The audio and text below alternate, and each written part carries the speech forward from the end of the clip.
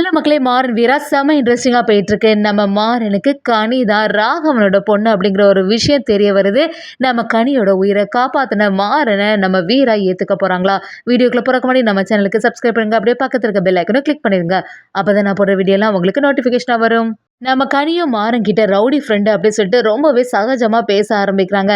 அதே சமயத்துல நம்ம கனிக்கு ஒரு கடலை மிட்டாய் கிடைக்குது. சரின்னு சொல்லிட்டு அங்க இருந்து நம்ம கனியும் வீட்டுக்கு வரும்போது அந்த கடலை மிட்டாய சாப்பிட்டுட்டே வராங்க. அத பார்த்த நம்ம வீராவும், "யார் உனக்கு இத தந்தது? இதெல்லாம் யாராவது தந்தா வாங்கி சாப்பிடவே கூடாது. வீட்ல நம்ம என்ன வாங்கி வச்சிருக்கோமோ அதான் சாப்பிடணும். இதுல ஏதாவது பாய்சன் கலந்திருந்தா நீ என்ன செய்வியா?" அப்படி சொல்லிட்டு நம்ம வீரா சத்தம் போடும்போது, நம்ம கனியும் அதெல்லாம் நினைச்சு, "நீ வருத்தப்படாத. எல்லாம் என்னோட ஃப்ரெண்டு தான் தந்திருப்பான். அதனால எந்த பிரச்சனையும் வராதுன்னு" சொல்லிட்டு அசால்ட்டா கனியும் அத சாப்பிட்டுட்டே இருக்காங்க. அப்படி சாப்பிட்டுட்டு இருக்கும்போது திடீர்னு நம்ம கனி அந்த இடத்துலயே மயங்கி விழுந்துடுறாங்க. அத கவனிச்ச நம்ம வீராவும் வள்ளியம்மையும் அப்படியே பதட்டாகி, "கனி என்னாச்சு என்னாச்சுன்னு" சொல்லிட்டு ரொம்பவே ஃபீல் பண்ணி அழ ஆரம்பிக்கிறாங்க. கொஞ்ச நேரத்துல நம்ம கனியோட மூக்குலேருந்து அப்படியே பிளட் வர ஆரம்பிக்குது. அத பார்த்து நம்ம வீரா பயங்கர டென்ஷன் ஆகி உடனே ஹாஸ்பிட்டல் கூட்டிட்டு போகணும்னு சொல்லிட்டு நல்லா ஃபாஸ்ட்டாட்டு நம்ம வீரா, வள்ளியம்மை எல்லாரும் சேர்ந்து அப்படியே கனிய தூக்கிட்டு வராங்க. அத பார்த்துட்டு இருந்த கார்த்தியும், பிருந்தாவும் பயங்கரமா டென்ஷன் ஆகி, "வீரா நீ எதுக்குமே கவலைப்படாத. கனிக்கு எந்த பிரச்சனையும் ஆகாது. அதான் செக் பண்ணதுக்கு போயிருக்காங்கல்ல" அப்படின்னு சொல்லிட்டு சமாதானம் ஆகுறாங்க. அதே சமயத்துல டாக்டரும் நம்ம கனிய செக் பண்ணிட்டே இருக்காங்க. அப்படி செக் பண்ணிட்டு பார்த்தம்போது, ஏதோ ஒரு ஃபுட் பாய்சன் ஆயிருக்கு. அதனால தான் அந்த குழந்தைக்கு இப்படி ஆயிருக்குமோ அப்படின்னு சொல்லிட்டு ஒரு சந்தேகத்துல டாக்டர் வெளியில வரும்போது, நம்ம வீராவும், "என்னாச்சு டாக்டர்? அவளுக்கு எந்த பிரச்சனையும் இல்லையே?" அப்படின்னு சொல்லிட்டு விசாரணை பண்ணும்போது, "இல்ல, கொஞ்ச நேரத்துக்கு முன்னாடி குழந்தை ஏதாவது ஒண்ணு சாப்பிட்டு அவளுக்கு ஏதோ ஃபுட் பாய்சன் ஆயிருக்கு. அவ ஏதோ சாப்பிட்டதுல தான் ஏதோ விஷத்த கலந்திருக்கு" அப்படி சொல்லும்போது, நம்ம வீராவும் டென்ஷன்ல இருக்காங்க. யாரோ ஒருத்தங்க குடுத்தாங்கன்னு சொல்லிட்டு கடலை மிட்டாய் வீட்டுக்கு வரும்போது சாப்பிட்டுட்டே வந்தா. அதனால தான் ஏதாவது பிரச்சனை ஆயிருக்குமோ அப்படின்னு சொல்லிட்டு நம்ம வீராவும் சந்தேகப்பட ஆரம்பிக்கிறாங்க. நம்ம டாக்டரும், "ஆமா, அதனால தான் இருக்கலாம். இப்போதைக்கு நாங்க எங்களால முடிஞ்ச ட்ரீட்மெண்ட் எல்லாம் குடுத்துருக்கோம். கூடிய சீக்கிரத்துல எல்லாம் சரியாயிடும்னு நெனைக்கிறோம். ஆனா எப்பவுமே ஒரு ஜாக்கிரதையாவே இருங்க. குழந்தைங்களுக்கு ஃபுட்டு குடுக்கும்போது அதெல்லாம் யார் குடுத்தாங்க பார்த்து குடுக்கணும். ஒரு சின்னதா இருந்தாலுமே அது ஒரு அலர்ஜி ஆயிரும்" அப்படின்னு சொல்ல ஆரம்பிக்கிறாங்க. நம்ம வீராவும், "எப்படியாவது கனிக்கு எந்த ஆபத்தும் இல்லாம காப்பாத்தித்தாங்க" அப்படின்னு சொல்லிட்டு அந்த இடத்துல கடவுளையும் வேண்டுதல் பண்ண ஆரம்பிக்கிறாங்கன்னே சொல்லலாம். அதே சமயத்துல வள்ளியம்மையும், "ஏன் தான் நம்ம குடும்பத்துக்கு இப்படி ஒரு நிலைமை வந்துச்சுன்னே புரிய மாட்டேங்குது. அந்த பிறந்த நாள் கொண்டாட்டத்துலேருந்தே பிரச்சனையா தான் இருக்குது. பாவம் கனி அதுல ஆசையாட்டு இருந்தா." அந்த சமயத்துல அங்க உள்ளவங்க எல்லாருமே கனியோட மனச இப்படி புண்படுத்துற மாரி பேசுனாங்க. அதே சமயத்துல இப்ப பாரு கனிக்கு இப்படி ஒரு நிலைமை ஆயிட்டேன்னு சொல்லிட்டு வள்ளியம்மையும் பயங்கரமா வருத்தத்துல இருந்துட்டு இருக்காங்க.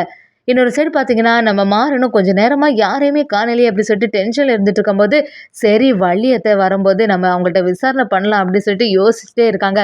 வள்ளியம்மையும் வெளியில வந்து பார்க்கும்போது, மாறன் கிட்ட எல்லாத்தையுமே சொல்ல ஆரம்பிக்கிறாங்க. "வீட்ல யாருக்குமே சந்தோஷம் இல்லடா. பாவம் கனி. அவளுக்கு வந்து ஏதோ கொஞ்சம் ஃபுட் பாய்சன் மாதிரி ஆயிட்டு.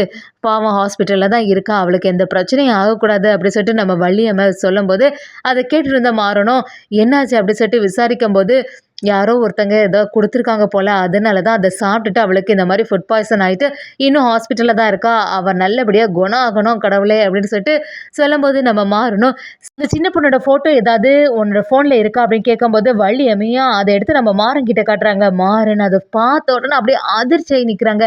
"இதுவா கனி?" அப்படின்னு சொல்லிட்டு அப்படியே அதிர்ச்சியாயி நின்னு, "இந்த பொண்ணு தான் என் கூட எப்பவுமே பேசிட்டே இருப்பா" அப்படி சொன்ன உடனே, "ரவுடி ரவுடின்னு ஆசையா வேற கூப்பிடுவா" அப்படின்னு மாறன் சொல்றாங்க. அத கேட்ட வள்ளியம்மை இன்னொரு சைடு அதிர்ச்சியாகி அப்படியே இருக்காங்க. "என்னாச்சு? அப்ப இத்தனை நாளாட்டு கனி வந்து வீட்ல சொல்லிட்டு இருந்த அந்த ரவுடி ஃப்ரெண்டு நீயா?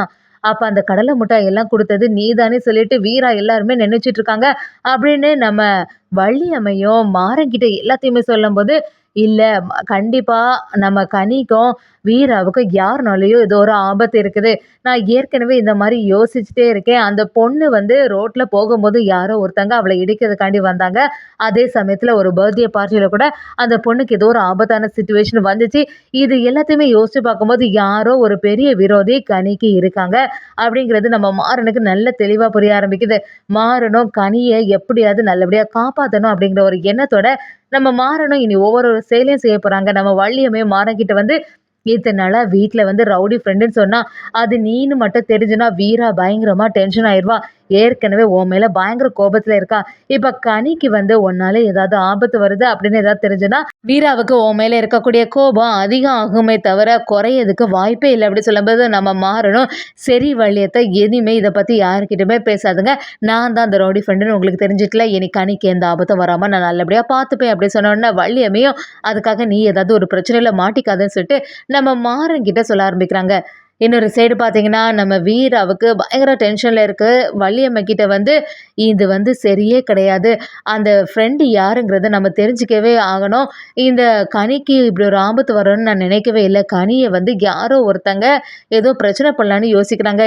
அவ வந்து யார்கிட்டயுமே பேசாதவாறு பார்த்துக்கணும் அப்படின்னு சொல்லிட்டு நம்ம வீரா யோசிச்சுட்டு இருக்கும்போது சூர்யாவும் நம்ம வீரா கிட்ட வந்து, வீரா நீ எதுக்குமே கவலைப்படாத, நான் இருக்க வரைக்கும் இந்த குடும்பத்துல எந்த ஆபத்தும் வர்றதுக்கு விடவே மாட்டேன். கனி பாப்பா இப்ப நல்லா தானே இருக்கான்னு சொல்லிட்டு ஒரு சித்தப்பா மாதிரி உரிமையாட்டு நம்ம கனிக்கிட்ட நடந்துக்கிறாங்க. அதே சமயத்துல வீராவுக்கு சப்போர்ட்டா இருக்காங்க. மனசுல மட்டும் சூர்யாவுக்கு மாறனுக்கு மேல மட்டும் ஒரு நல்ல எண்ணம் வந்து வீராவுக்கு வந்துடவே கூடாது. வீரா மட்டும் மாறனை பத்தி புரிஞ்சுக்கிட்டான்னா மறுபடியும் நம்மளை விட்டுட்டு மாறன் கூட போய் சேர்ந்துருவான். ஏதாவது ஒரு சான்ஸை யூஸ் பண்ணி வீராவை மொத்தமா நம்ம மேரேஜ் பண்ணதுக்கு பார்க்கணும்னு சொல்லிட்டு சூர்யாவை பிளான் பண்ண ஆரம்பிக்கிறாங்க. இன்னொரு சைடு பார்த்தீங்கன்னா, நம்ம மாறன் பயங்கரமா வருத்தத்துல இருந்த பார்த்த ஃப்ரெண்டும் நம்ம மார்க்கிட்ட வந்து தலை எதுக்கு இவ்வளோ ஃபீல் பண்ணிட்டு இருக்கீங்க அப்படி சொல்லும்போது மாறனும் இல்லடா இத்தனை நாளாட்டு எந்த உண்மையும் தெரியாம நான் இருந்திருக்கேன். என்கிட்ட ஒரு சின்ன பொண்ணு வந்து பேசுவாள்ல, அவ தான் நிஜமாவே என்னோட ராகவனோட பொண்ணு. அது இதுவரைக்கும் எனக்கு தெரியாம இருந்துச்சு.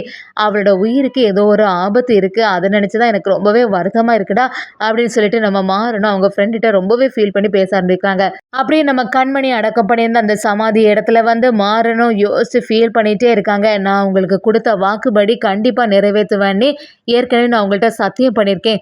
அந்த கனிக்கு வேற யாருக்குமே எந்த ஆபத்தும் வராம நான் நல்லபடியா பார்த்துப்பேன்னு சொல்லிட்டு உங்க தங்கச்சிக்கும் உங்களோட பொண்ணுக்கும் ஏதோ ஒரு ஆபத்து இருக்கு. அதை வந்து நான் சரி செய்தே ஆவேன்னு சொல்லிட்டு நம்ம மாறனும் அதுல ரொம்ப ஃபீல் பண்ணி பேச ஆரம்பிக்கிறாங்க. கரெக்டா கனி அந்த இடத்துல வராங்கன்னே சொல்லலாம். கனியை பார்த்த உடனே மாறனும் எதுக்கு பாப்பா நீ இந்த டைமுக்கு இங்கே வந்த அப்படின்னு கேட்கும்போது, இல்லை எல்லாரும் என்னோட அம்மாவை பற்றியெல்லாம் பேசிட்டு இருந்தாங்க என்னோட பர்த்டே டைமில். நான் தான் ஏதோ என்னோட அம்மா சாவுக்கு காரணம்னு சொல்லிட்டு இருந்தாங்க. அதனால தான் எனக்கு வருத்தம் தாங்கவே முடியலை.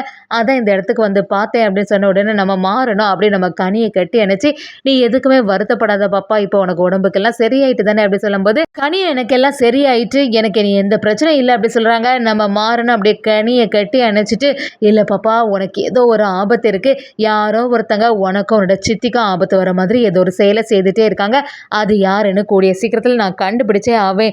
கண்டிப்பா என்னை தாண்டி தான் எல்லாருமே என்னோட குடும்பத்துக்கு ஏதாவது ஆபத்து வருதுன்னா வரணும் அப்படி சொல்லிட்டு நம்ம மாறனும் யோசிக்கிறாங்க.